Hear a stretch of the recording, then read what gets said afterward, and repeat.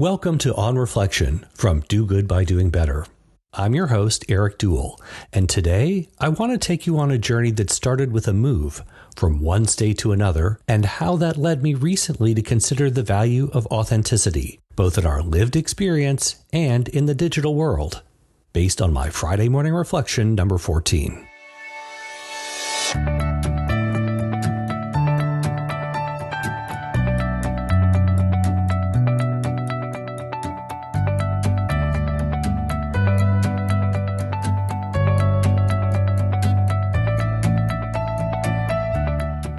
6 years ago, I found myself starting a new job in a new city and in a new state, far away from where my family and I had lived our entire lives together up to that point.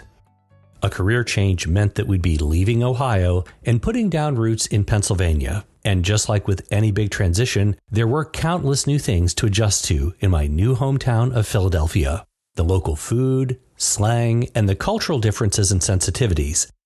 But beyond all that, I soon realized that there was a lot I didn't know about Pennsylvania itself. Things like its history, regional quirks, how the state government works, and even basic laws that might be different. I wondered how I could meet the moment, and thought back to my junior high school days when I learned about Ohio's state history and how that helped me feel connected to my community back then. So I decided to take what is perhaps a slightly unconventional approach. I went online and ordered a few textbooks, the kind you'd find in a junior high school classroom, and I started learning the basics about Pennsylvania. But this time, the motivation came from a place of curiosity and personal interest rather than having to face and pass a classroom test. As I read, my questions only grew, like, why are Philadelphia and Pittsburgh so different? The answer, as it turns out, is all about their locations, how they developed over time, the industries and economies they built themselves around, and many other historical and cultural influences. I also wondered why in the world does Pennsylvania have so many representatives in its House, 203? Well, that one's rooted right in the state's constitution, and it's designed to ensure that the House captures the diversity of the people it represents. And a final big question mark was how a borough in Pennsylvania differs from a borough in New York. Well, let's just say there's a lot more to that story than you might think, and basically they're not at all alike, and the details are certainly more than we have time to get into here. All that reading led me to plan a trip to Harrisburg to visit and tour the Capitol State House. The building is stunning, with intricate murals, a grand rotunda, and legislative chambers adorned with intricate details. It's the kind of place where you really can feel the sense of history there and that you're stepping into it, if only for just a moment. And because I'd spent time learning about the state's background, the visit felt so much richer. Of course, if you know me, you also know that I brought my camera along to capture a few photos, and I spent all week appreciating those moments. And as I reflected on my trip to Harrisburg and the authenticity of that experience, I also found myself thinking about how authenticity comes into play as we interact with digital and AI-generated content. Concerns are growing about how to differentiate between content that's AI-generated and content that's completely human-made, and there's a lot of discussion about whether watermarking is a good solution. These conversations, well, they're not a surprise, and they're quite understandable. Whenever there's a significant technological change or leap, there's an initial period where we feel the need to distinguish between what came before and what came after. But over time, as the new technology becomes integrated into our lives, those distinctions, well, they start to fade.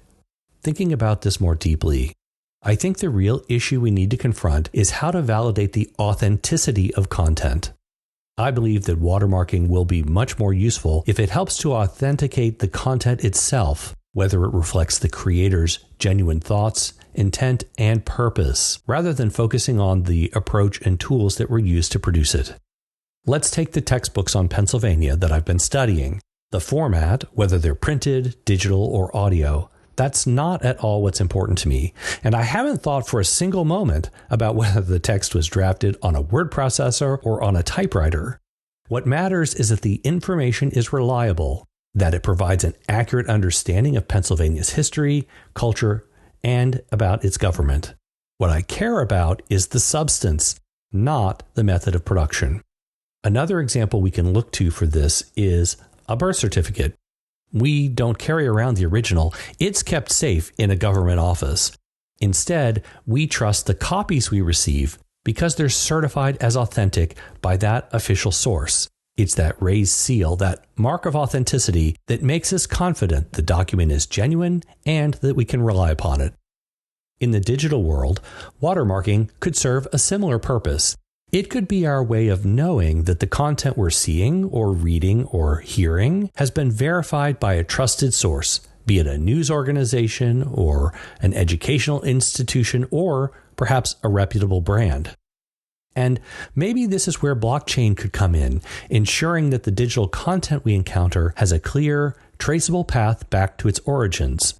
Blockchain could verify the chain of custody for digital content, adding a layer of transparency that would help us feel more confident in what we're consuming. By using markers of authenticity to certify the trustworthiness of content, rather than flagging the tools used to create it, we can shift the conversation from a fear of AI to prioritize trust in the voice behind the content and the original source. And with better ways to verify the intent and voice behind content, we could also build better filters, one that would help us sort through and even block content that might be suspicious or untrustworthy. Markers of authenticity will become more important as the lines between AI and human-created content continue to blur, and as AI tools become a more integrated part of the creative process.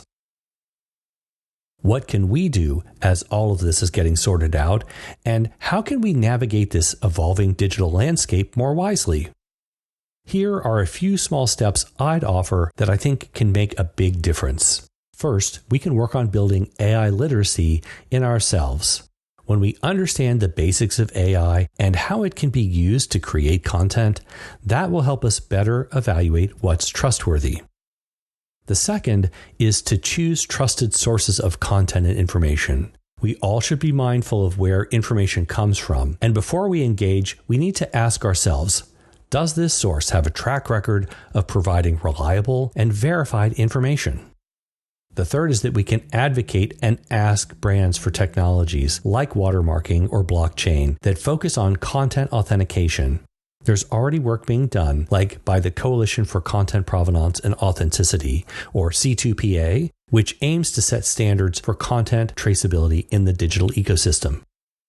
We can also support trustworthy brands, encouraging brands that prioritize content verification and transparency. And the fifth thing we're already doing here, we're starting conversations and we're interacting with each other about authenticity and trust in the digital media space. And the more we do that, the stronger our collective ability will be to spot what's real and reliable. In the end, the goal is to build trust. Just like my own journey to learn more about Pennsylvania, it's ultimately about seeking out a deeper connection and understanding, whether with a creator and a piece of content or in a space or place in the world around us. I'm Eric Duell.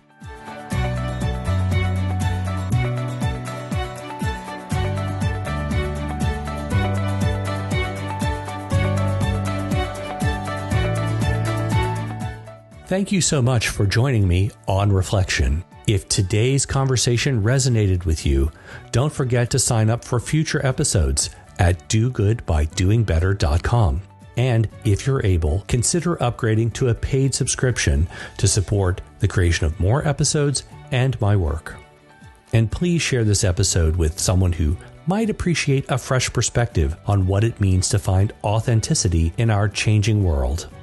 Talk with you again soon, and as always, remember to think big, start small, act now, and measure results, all to up your impact one act at a time.